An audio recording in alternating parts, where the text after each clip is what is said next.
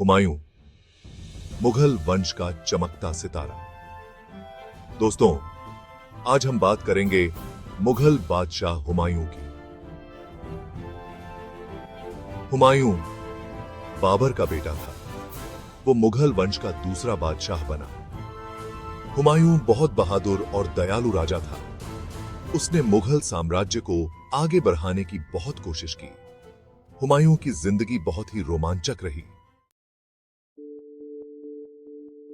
हुमायूं का जन्म 6 मार्च 1508 को हुआ था।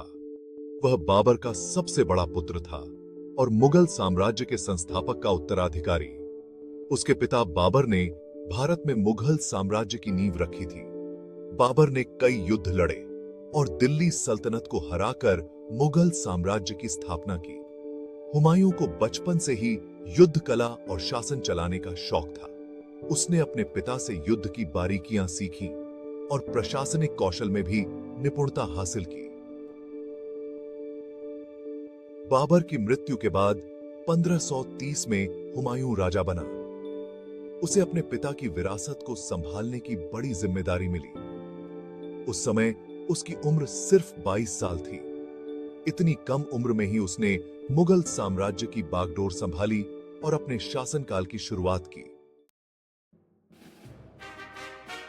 हुमायूं एक कुशल सेनापति था, जिसने अपनी सैन्य रणनीतियों और बहादुरी से कई युद्धों में विजय प्राप्त की। उसने गुजरात और मालवा जैसे महत्वपूर्ण इलाकों को जीतकर अपने साम्राज्य में मिलाया, जिससे मुगल साम्राज्य की सीमाएं और भी विस्तृत हो गईं। हुमायूं को कला और साहित्य से भी बहुत लगाव था।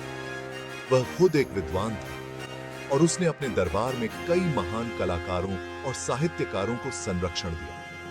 उसके दरबार में कई विद्वान और कलाकार रहते थे, जो अपने अपने क्षेत्रों में अद्वितीय थे और उन्होंने मुगल संस्कृति को समृद्ध किया। लेकिन हुमायूं के शासनकाल में कई चुनौतियां भी आईं। उसे अपने साम्राज्य को स्थिर रखने के लिए कई कठिनाइयों का सामना करना पड़ा। उसे अपने भाइयों और अफगान शासकों से लड़ना पड़ा, जो उसकी सत्ता को चुनौती देते थे। इन संघर्षों ने उसके शासनकाल को और भी जटिल बना दिया। 1540 में हुमायूं को शेरशाह सूरी ने चौसा की लड़ाई में हरा दिया। हुमायूं को जान बचाकर भागना पड़ा। वो लगभग 15 साल तक देश से बाहर रहा। इस दौरान उसने शाह ऑफ पर्शिया से मदद मांगी।